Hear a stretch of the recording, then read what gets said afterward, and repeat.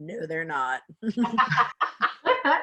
Okay, so I've unpaused. I'm now recording. Okay.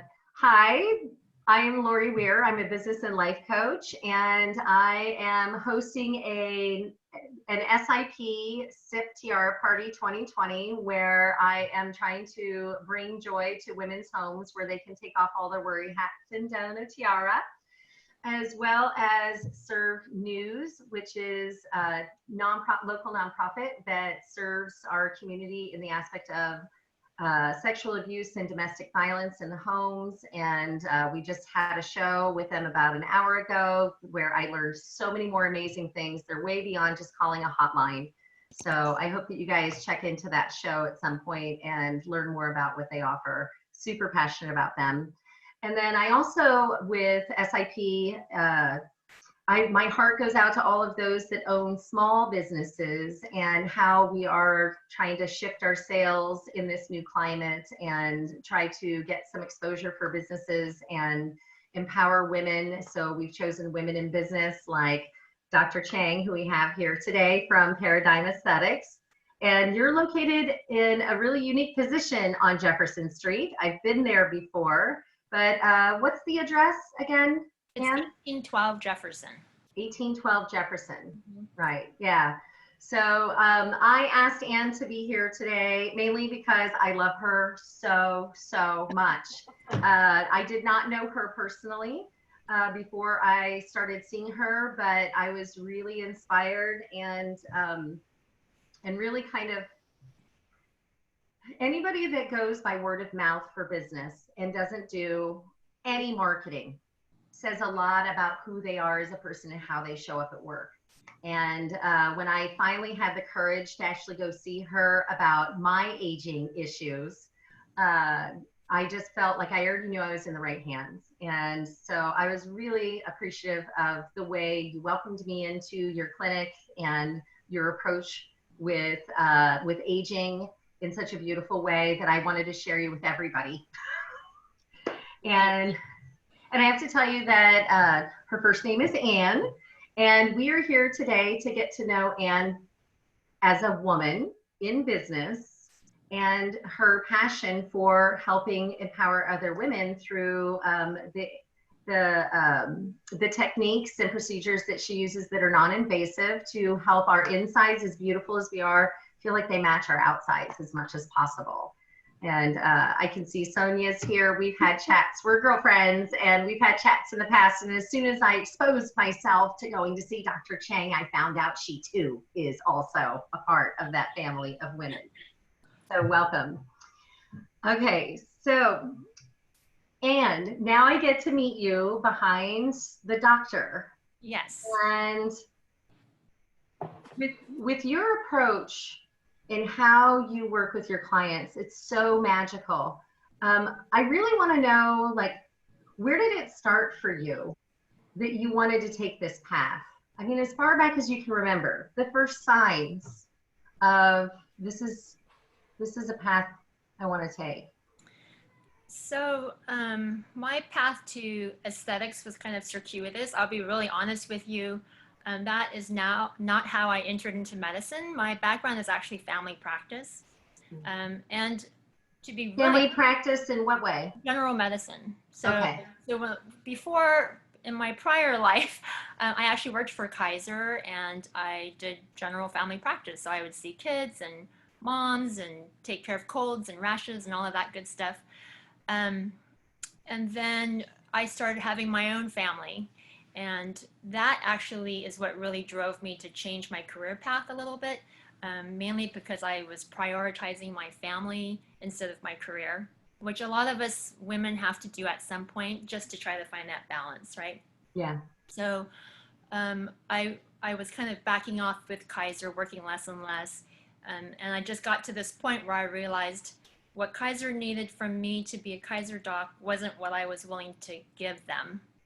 And I just had to make that choice. And so I left Kaiser.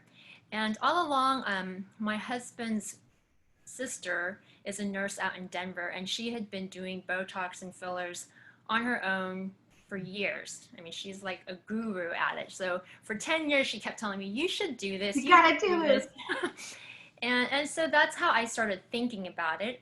But I'll also be really honest with you. Those of you who kind of know me, even in the office, you know, I'm not super, what's the right word? I'm not super aesthetic, to be honest with you. Like No. if you run into me at home, I'm like, my hair is tied in a ponytail and I'm wearing t-shirts and shorts. And I don't wear any makeup, and that's kind of how I operate. And so when I thought about going into aesthetics, I actually thought it was the wrong fit for me, because I thought that the person who would be good at aesthetics is someone who really cares about it, like themselves personally, because then they would appreciate it more. And what I've learned over time is that it's more about listening to people and letting them find their own aesthetic, and you being comfortable with your own aesthetic and having that work together is more important. But I kind of fell into that. I didn't realize that when I walked into the door. And I honestly told my husband, I think I could do this for 10 years. So when I started this, it was right before I turned 40. And I said, I can do this for 10 years. And he said, why? And I said, because I refuse to do plastic surgery. And 10 years from now, I'm going to need plastic surgery. And I'm not going to look good enough. Like, I don't want to see what's coming ahead.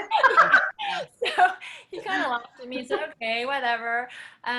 Well, it's been 10 years now. I still don't want plastic surgery, but that's okay. That's the beauty of it. Yeah, it's okay. I may change my mind 10 years from now. I know. Well, you know, we talked about Joan Rivers in the 80s, and that's what put my own block towards, you know, the vanity, and then how you can get caught up in it. And then before you know it, you've got like a mask for a face and you're not even you anymore. Mm-hmm. And on top of it, you know, I can relate to being the girl with the ponytail if my hair was long enough and running around just, you know, being simple. But I think that there's the beauty in the fact that since that's who you are, that it makes it even easier for you to have the approach that you do take, where you kind of went in with this thing you didn't necessarily, you associate it with the Barbie maybe, and you actually are like, well, let's just listen to what they want and let's just address what they're asking for. And really what's come from that is this beautiful experience of purely being able to listen to what a woman in herself is thinking is like holding her back from feeling beautiful. And it could be something as simple as like me with my crazy lines up across my head and my addiction to eyebrow raising. So it looks like a high rise to a low rise that I'm like, ah. And then helping them stay within what they're asking for, you know? So I think it makes perfect sense that maybe you're not that way with overdoing, but because you're not, you're actually able to show up for your clients in a way where, hey, you know what, let's do this in a reasonable way. Let's just find out what it is that you want. And when we look in the mirror, we always see the things that bother us that nobody else sees. Mm-hmm. So really, if we can take care of those things nobody else even notices, the shift in our own attitude with the inside of how we feel.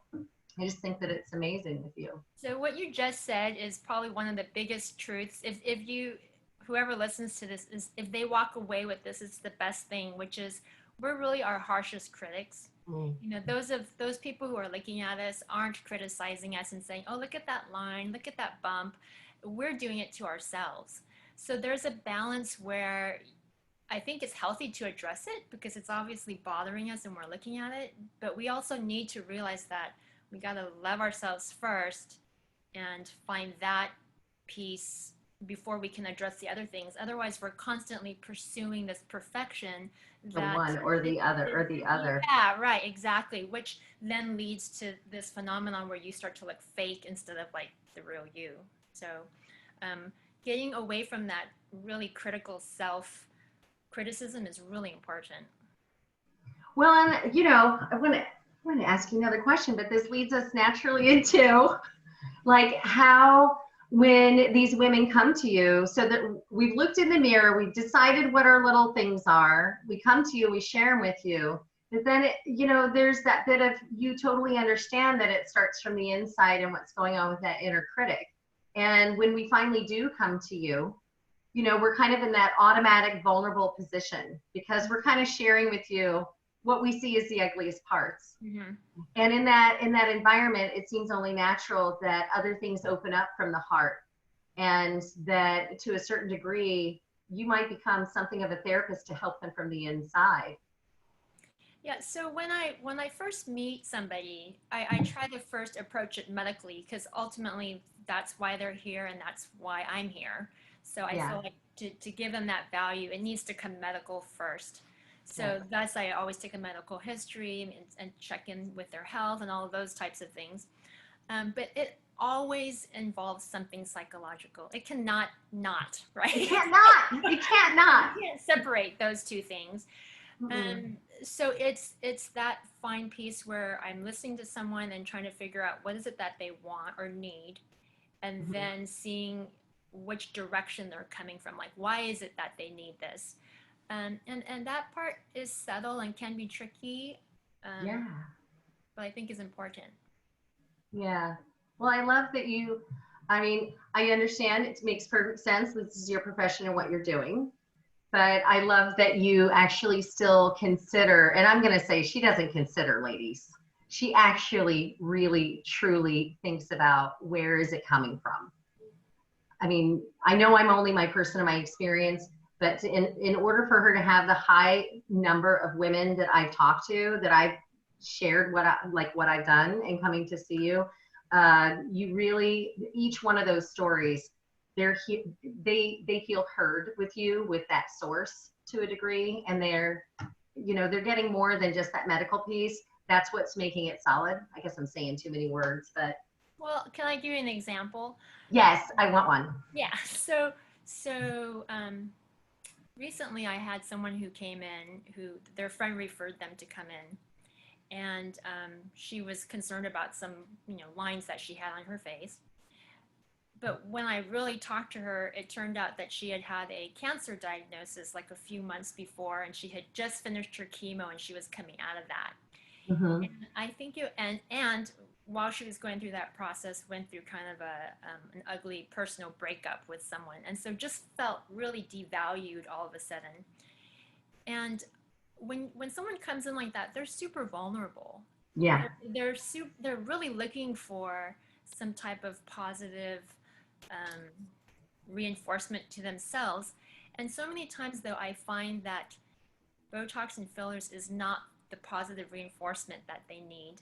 And so Mm-hmm. I just listened to her story. I told her these are some things you can do, but you just finished chemo. Maybe you should just love yourself a little bit, go hiking, drink lots of water, find your Yes. health first. And then if you still feel like you need to, then come back.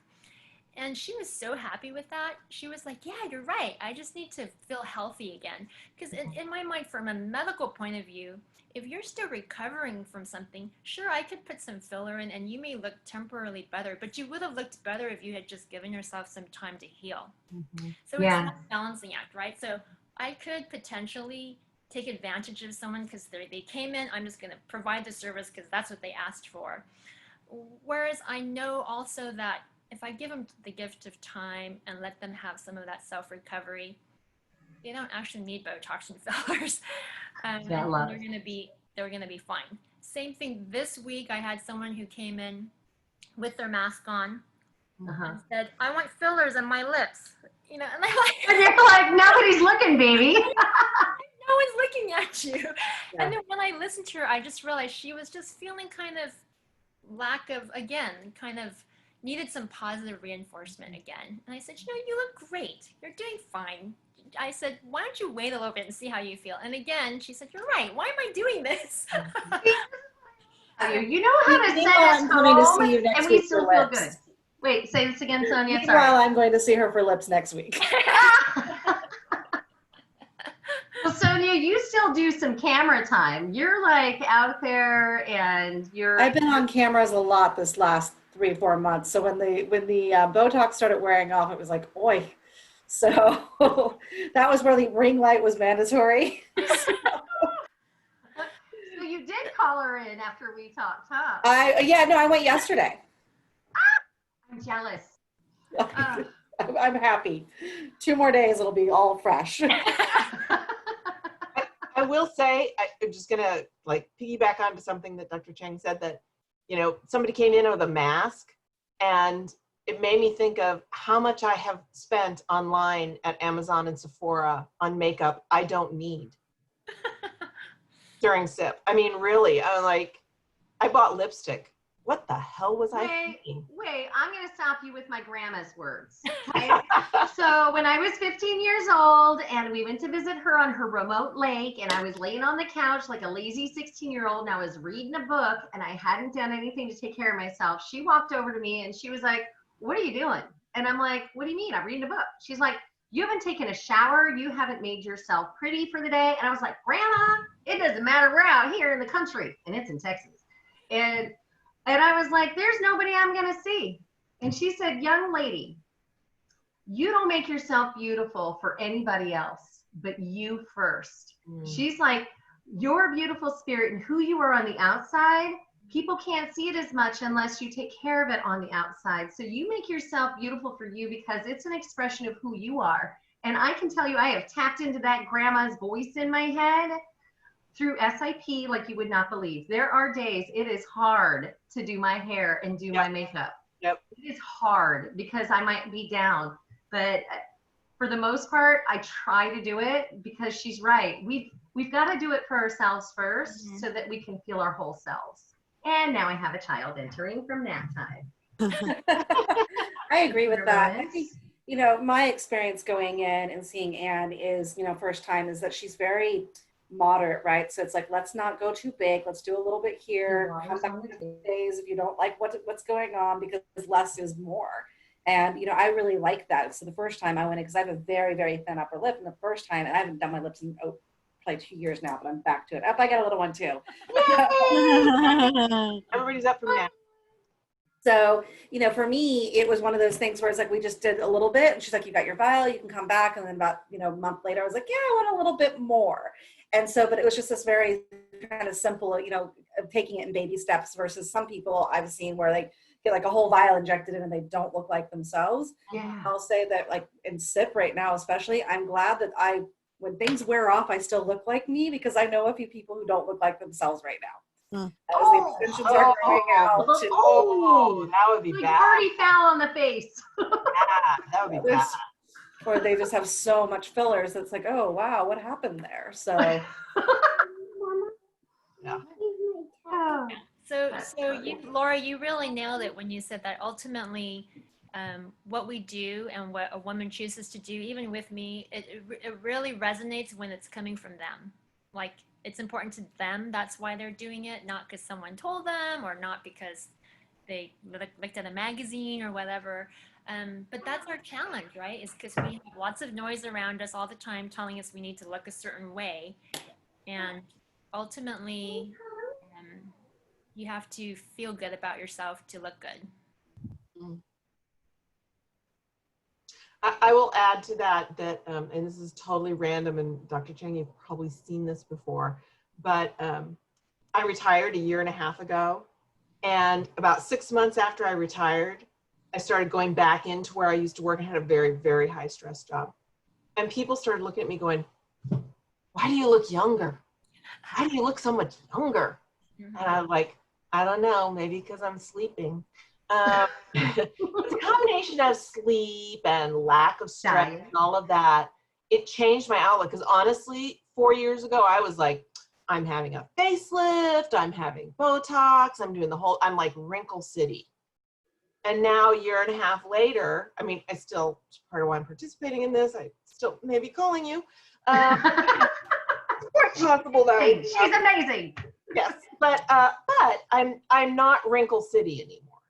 And I don't feel like, and when people first said it to me, I didn't see it. I'd go like, "Okay, great, thank you." But so many people were saying it when they used to work with me. They're like, "You look like a different person." I started to look at myself like a different person and say, "Oh, damn, you know, I'm 64, I do look pretty damn good, you know?" Yeah. Okay, you know? Straight. Oh my gosh. Absolutely. So, but it is so much an internal thing, which I think goes back to every other thing we've been talking about, Lori and Miranda, on all these other ones. Yeah, the series, there's a very, very common thread. Every one of you. We're so hard on ourselves. Yep. Well, and that wasn't like honestly, the initial idea behind the concept of bringing women together in business. But what I think is beautiful in the approach that each one of us women in business have is that we're looking through those lenses of understanding about the self-love piece and the self-care. And that what we're asking for on the outside, we wanted to, this is Carl Parker. Can you say hi? You're supposed to be a nap, my little monkey. She's getting so big. Yeah. So don't miss those days. Okay, I've got to get back to the party. What did I ask you to do? Okay, we talked about the camera footage of poop and pee.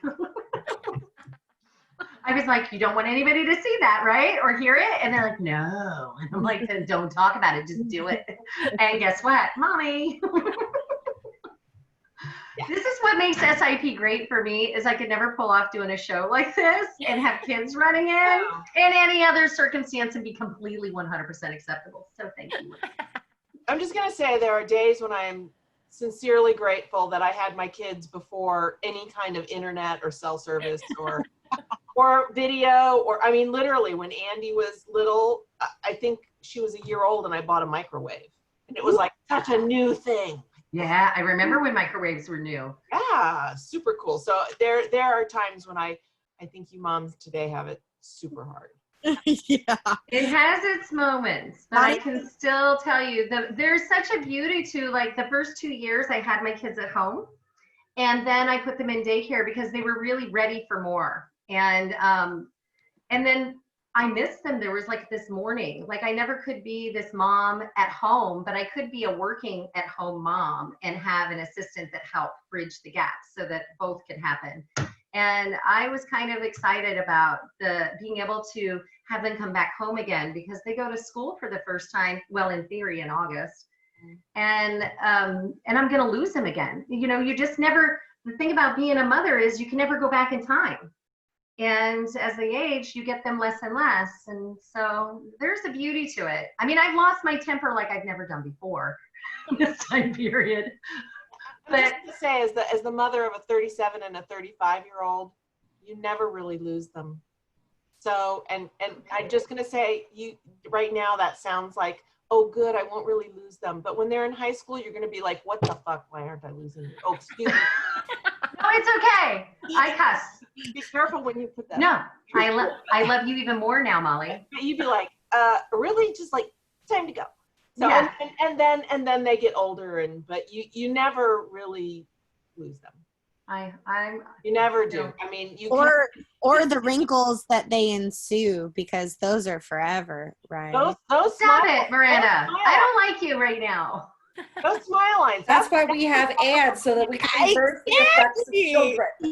I'm like, I want to talk to Dr. Chang about wrinkles around your eyes. And my husband says, oh, they're beautiful. They're laugh lines. You can't see them in this. Trust me. You can see them when you hold the mirror. But it's like, wow, now I look old because I have these lines. Well, so to a certain degree, I'm looking at the advantages of now I need reading glasses. And so, like, the world has like a Liz Taylor filter to it now. Yeah. And I can't see the wrinkles on my face nearly as badly or on others until I put my damn glasses on. And then I'm like, oh, really? Like, no. So, yeah. To be said, I used to have bangs, and now with SIP, they're up here. But my hairdresser always said, oh, you'd look so good if you just put them over here. And I kept saying, no, I'm, over 60. It's bangs or Botox. Those are my choices. Okay. Or Botox.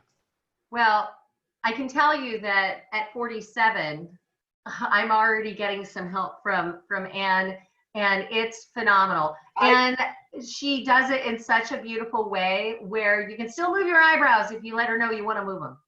Just look at this. Look at this.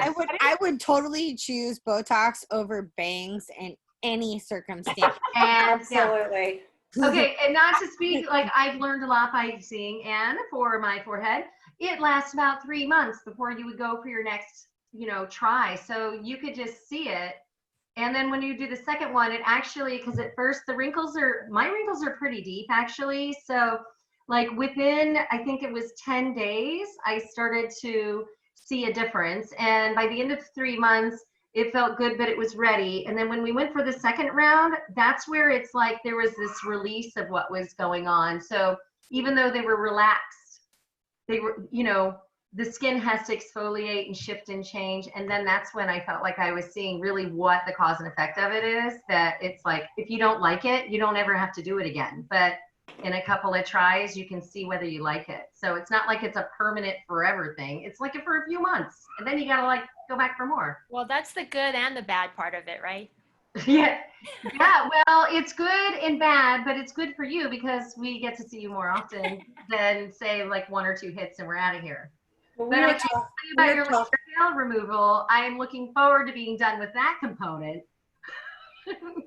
Oh, she does that too? Oh my God, she does. Oh, you gotta tell them. I'm gonna put myself on mute and address the banshees in the other room. And please tell them the other things that you do that are fantastic. Yes. Ooh, Miranda, Girl Friday, just took care of the kids. I don't know. Oh. Yeah. She's at So, your you know, Miranda lives with me in the lower apartment. Oh, So we're like quarantined together, nice. and she's helping me with the kids at the That's same so time. nice. Yeah, she's a miracle worker. But yeah, like tell us the other things you do, What because else do you Botox is just one piece of what you do. Yeah, so I have a very small menu, I guess I would call it, as far as what I offer.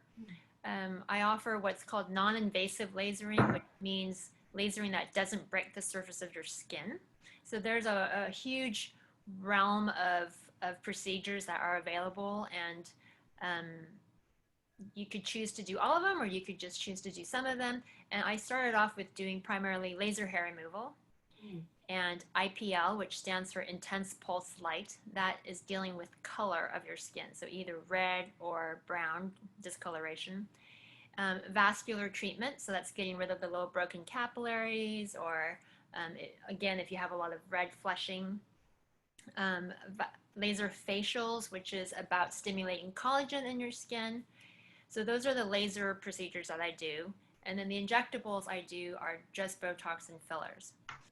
Something I just added to my menu before COVID is microneedling with radio frequency. That's new for me, and I'm super excited about it. It is a little bit more invasive. I was looking into doing microneedling itself. So microneedling, the concept is you're causing a controlled injury into the skin to get your body to heal itself, right? So to get your body to produce more collagen and elastin. So that's one of the aging processes of your skin, is that you're losing the ability to make as much collagen and elastin as you were making when you were, like, let's say in your teens. Can we do it here? Microneedling? Yeah, you can. So so microneedling itself is already super popular. If you've heard of the vampire facial, that's a piece of of microneedling. What some clinics are doing is they're doing microneedling, they're drawing your blood, spinning it, getting out what's called PRP, which is the plasma-rich portion of the blood, which has a lot of healing factors in that. And then after they microneedle, so they're making these little channels in your skin, they're putting your own blood products back to your skin to try to promote healing again. So I was leaning towards that, but then I heard about microneedling with radio frequency. Radio frequency is the device that is, let's see, what would you know? Thermage, Titan. It's the concept with that is using heat to cause a injury in the dermis, which is the deep layer of your skin, again to promote collagen and elastin. So the problem we were having before is radio frequency was applied on the outer part of your skin, and it had to penetrate through your skin to get to the deep part. And to do that without hurting the outer part of your skin, which is your epithelium, it would take a really long time, right? We'd have to keep heating it, and it was hard to control how deep it was going, how effective it was. And so a lot of times the treatments were not that effective because we just weren't taking enough time, or it was too uncomfortable to get that hot. And so those treatments just never took off. So what they've done now is they use a microneedling device. They puncture the skin. At the end of the needles, then they release radio frequency, so it's already in the skin, heating up the dermis, so that the heat goes straight to the dermis, which is where you want it to go to promote collagen and elastin. Well, that's pretty badass. Yeah, so that's the new thing I'm going to be doing. You know, really for me, I don't want like when someone comes in and I'm assessing them and they give me like kind of their laundry list of wishes that they want to do, at some point I can't offer them enough. I know that about myself. I know that I only have a limited menu and this is what I can do. So what I like to do is to give people other options. You know, the analogy I always use is if you're going to a destination, if we're going to drive to San Francisco, there's not just one way to get there, right? You can go on the Bay Bridge, you can go on the Golden Gate Bridge, you can come up the peninsula. So the same thing with trying to refresh or rejuvenate your skin. There's not just one way to get there. You could be really conservative and just change some of your home routine as an anti-aging path or journey. You could be super aggressive and get a facelift as your journey. Yeah. You can do some laser treatments. You could do some chemical peels. You can do injectable. I mean, there's so many options.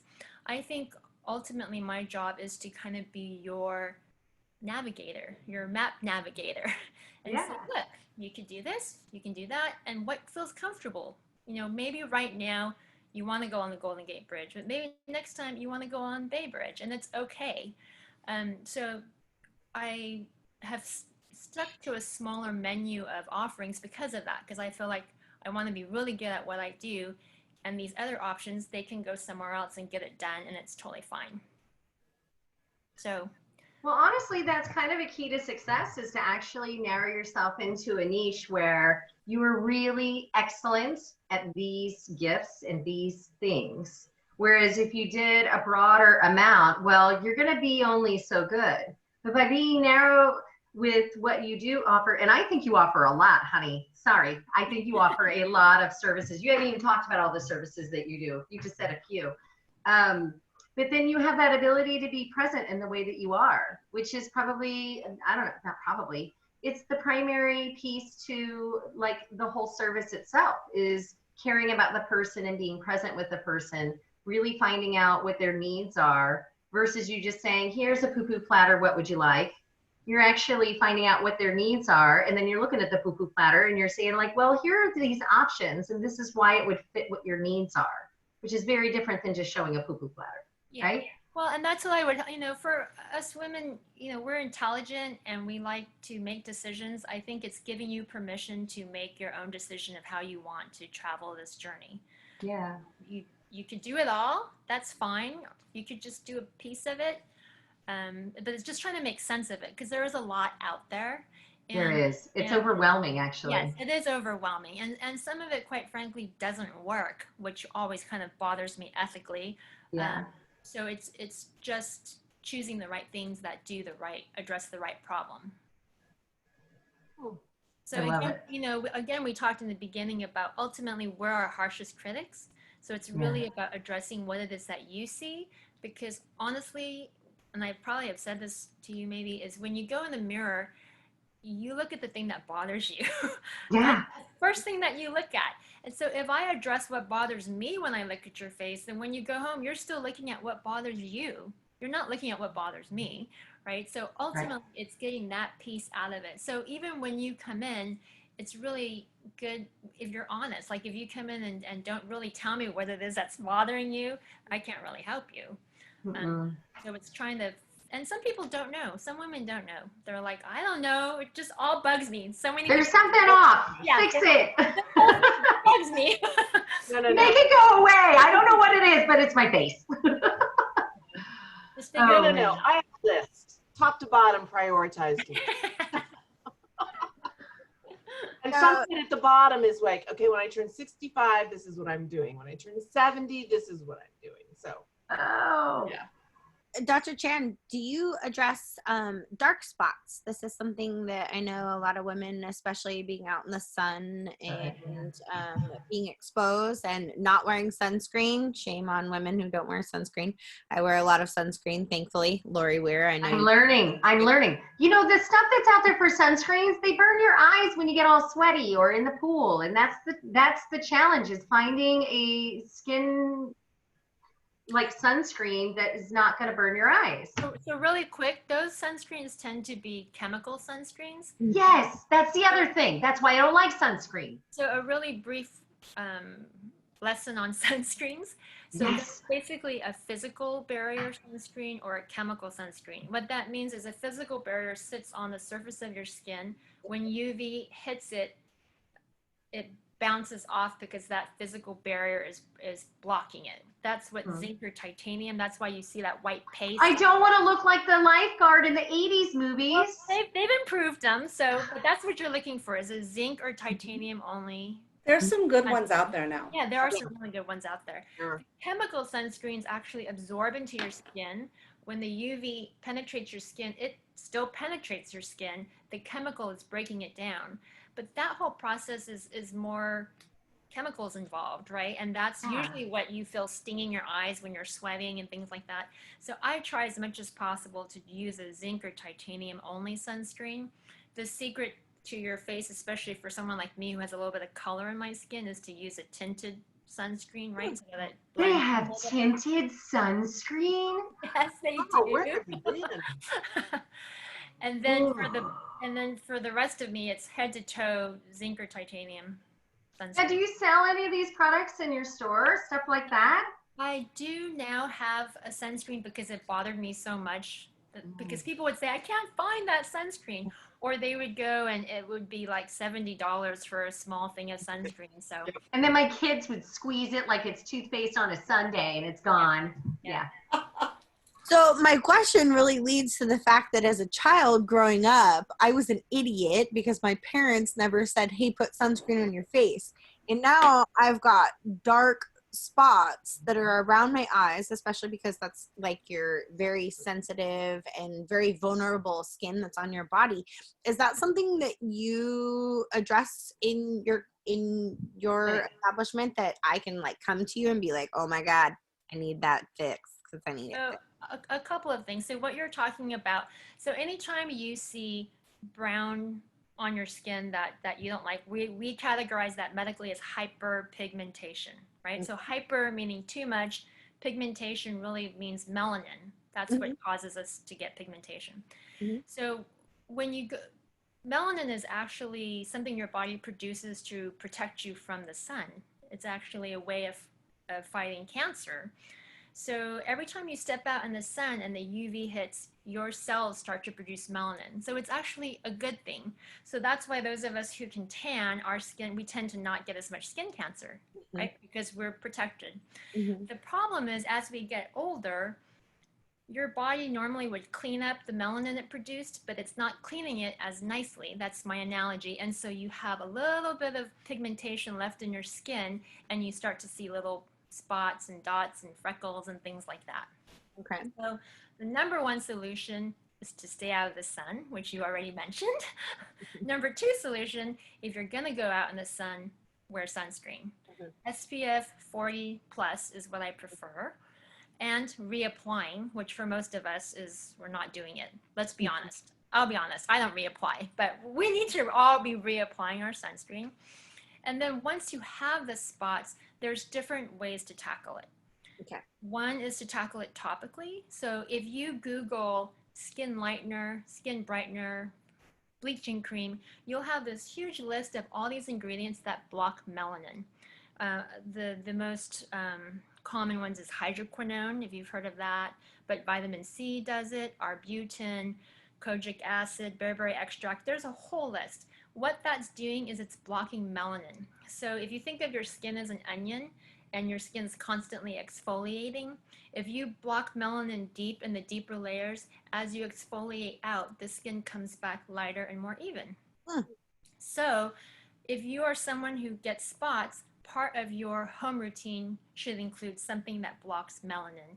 It'll just keep your skin looking more even.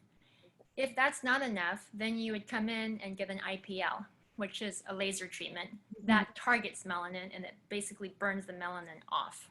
Okay.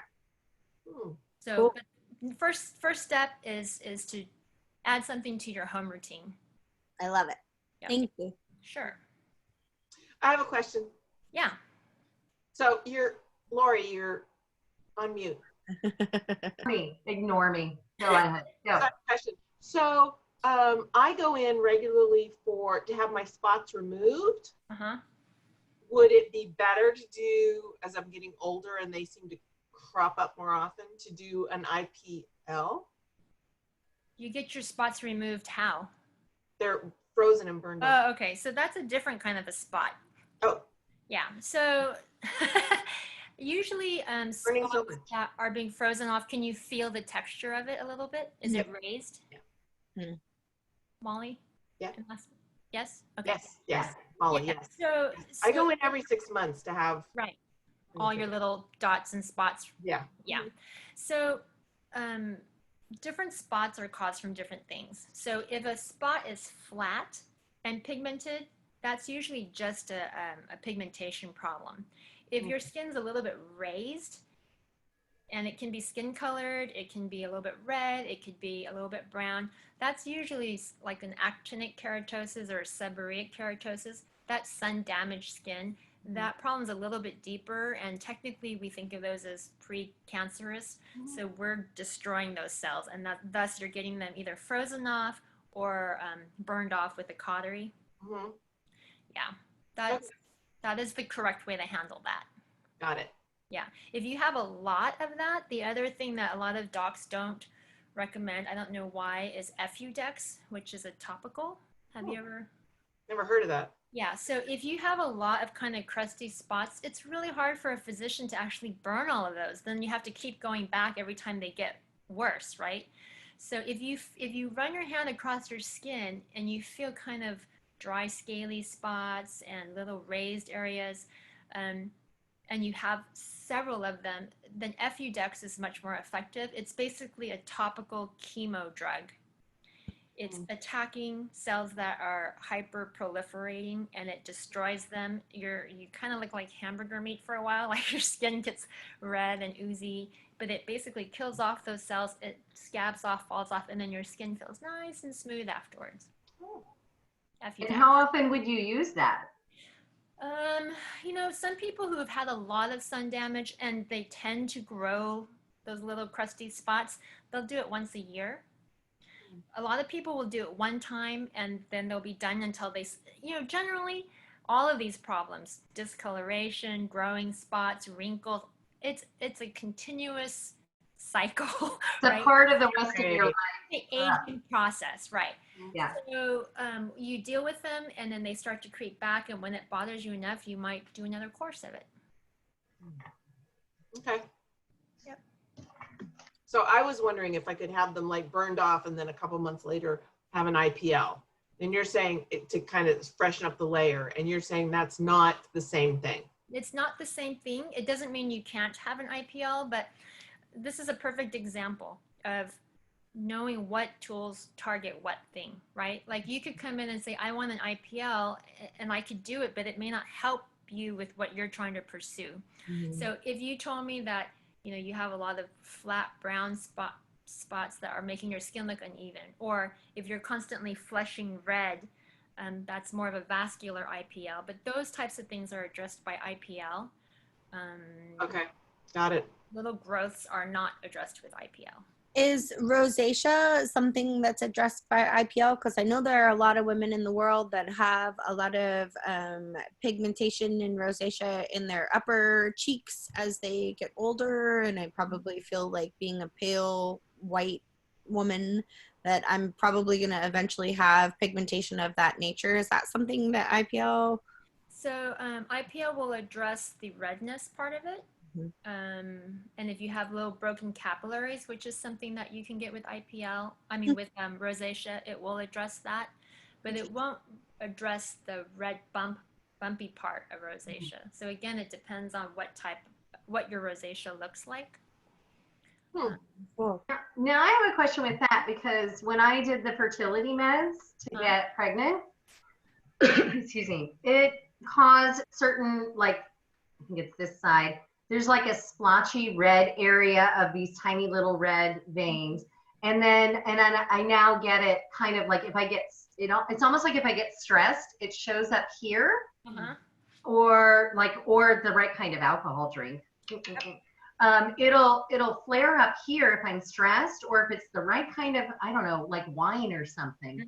And then it's these splotches on the face and the chest that I'm like, a friend of mine that's an esthetician, she told me that if you go in and you do some kind of therapy and you get rid of them, like you laser them out, that they'll come back again, but be even greater next time. What are your thoughts on that? I wouldn't say it would be greater, but again, it is an ongoing process. So what you're describing is that patch right there is probably this one's the one that gets me. It's probably a patch of little micro vessels underneath the skin. And when you drink alcohol, I'm guessing if you get hot, the stress part is the cortisol. All of those things cause your blood vessels to vasodilate, which means it causes them to open up. So when a blood vessel opens up, it fills up with blood, and then thus it lights up. Yeah. So it just tells me that you have a little pool of blood vessels right there. So you could do a treatment to kind of diminish the blood vessels, knowing that there's a good chance they're going to come back. Right? Because the balance with skin is you have to have blood vessels there. That's what's feeding your skin. That's actually what allows your skin to heal and all of those things. It's a balancing act of the cosmetic part of it versus what we have to live part of it, right? Yeah. So if you have a particular spot that's really bothering you, sure, we can, laser it. You just have to realize that there's a chance it's going to come back.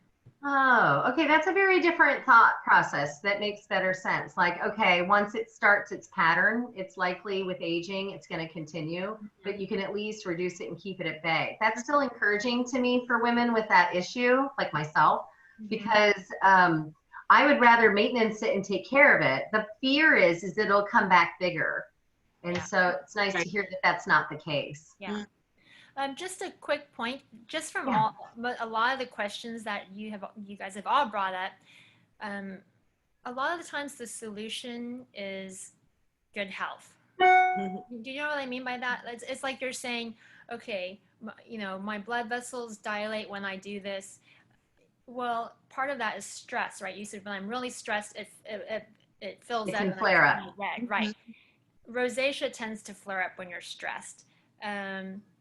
All of these different things tend to get worse when you're stressed. Like Molly was saying, she looked worse when she was really stressed. I know. And then when you drop that cortisol, it's amazing how much your body actually wants to heal itself.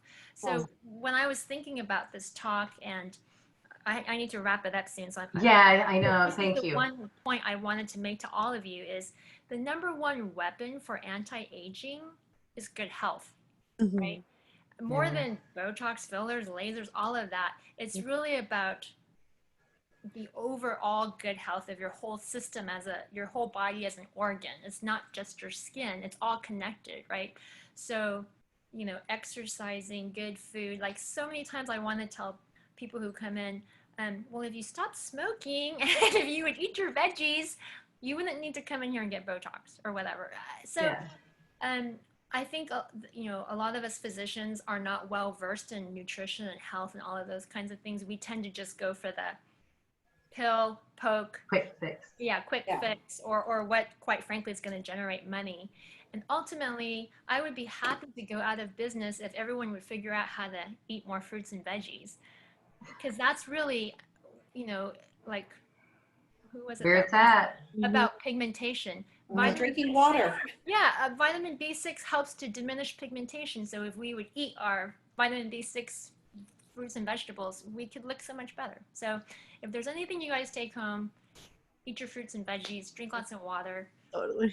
I'm going to be working on that real soon. But since you're limited on time, I don't want to truncate too much, but you never told me that I wanted to ask you, because there is a lot behind the name Paradigm for your business. Most people know you as it's Dr. Chang all over town, but they never say Paradigm. Yet you have a story behind it that I want you to share. I want to learn. Yeah. So really quick, I mean, Paradigm, as most of you guys know, is a way of thinking, right? It's kind of your paradigm is how you look at something. So all of us have a paradigm. When we change the way we view something, they call it a paradigm shift, right? So for me, when I was thinking about starting my business, ultimately, I wanted to look at anti-aging not so much as a cosmetic thing, but as a health thing. And so thus, Paradigm, if you look at my catchphrase, is changing the way you look at aging is my catchphrase for Paradigm. And what I meant by that was, number one, of course, I'm in aesthetics, so it is changing the way you look. So if you have lines or spots or vascular problems, it is changing the way you look. But ultimately, more important is changing the way how you look at aging, right? If you choose to look at it as a negative thing, like, I look terrible, look how old I look, or if you choose to look at aging as an opportunity, when you really think about it, aging is an opportunity. So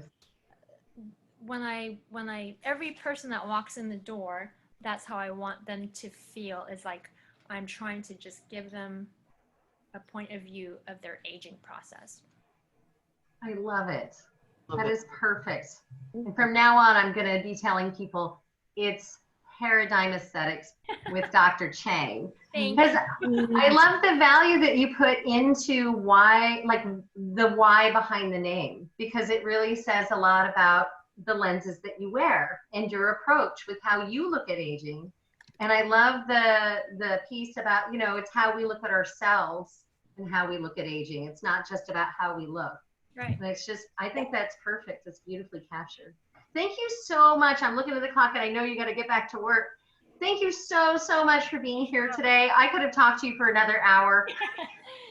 It was fun. Bye. Thank you. Oh, thank you so much. We appreciate it. All right. Take care. Bye. Oh.